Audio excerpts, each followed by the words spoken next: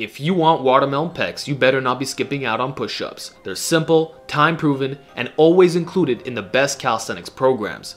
That said, there does come a point where bodyweight only gets easy, to which a different approach is then recommended, using harder variations like plyo push-ups, pseudo planche, prisoner-style reps for high volume, etc. Now you'll definitely get results this way, but what if I told you there was an even better way of maximizing strength and size? Well, luckily, there is. It's called the weighted push-up, and right now I'll be showing you my best setup for comfort and maximum loading. As you can see, I'm tossing heavy chains in a 40-liter military backpack. That's optimal since they'll fill the entire space, thus eliminating unevenness, while allowing us to add even more weights after without compromising safety. In terms of execution, ensure the load is on your upper back instead of letting it sag downwards, but keep in mind the heavier you go, the more this naturally evens out. So with the correct placement, execute your push-ups with a full range of motion and protract a bit at the top for enhanced serratus/shoulder health gains.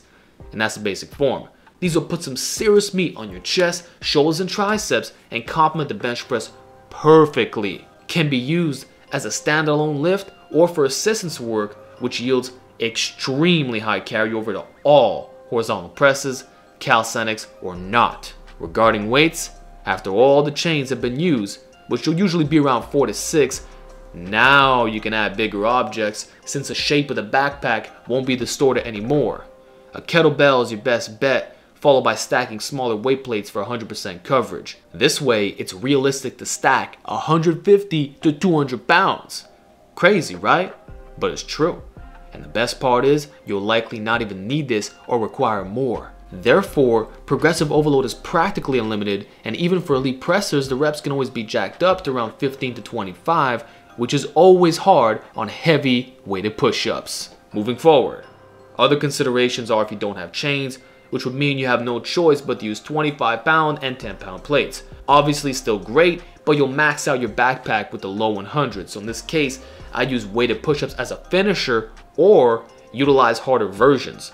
Though in general, modifying angles and hand placement is always advised for minimizing overuse injuries. So, definitely try weighted diamond push-ups as the tricep sensation is simply unmatched, and might I say superior to close grip bench press. EMG research seems to confirm anecdotal findings as well. Next, we got the decline weighted push-up, which is quite humbling and can theoretically bias the upper chest more, if we follow the belief that incline pressing does the same thing. Afterwards, you can try deficit weighted push-ups, which is the equivalent of camber bar benching. These are particularly useful for long arm benchers or for those who want to take their chest and shoulder gains to the next level given the immense weight of stretch. Lastly, for less range of motion and being slightly more specific to barbell benching, you can always do incline weighted push-ups while gripping onto a barbell set low in a rack. These feel awesome on the shoulders and are typically used as finishers by many strong powerlifters. There you have it, guys. That's my personal setup for safely and effectively loading the weighted push-up. Hope you give these a shot and let me know how they go.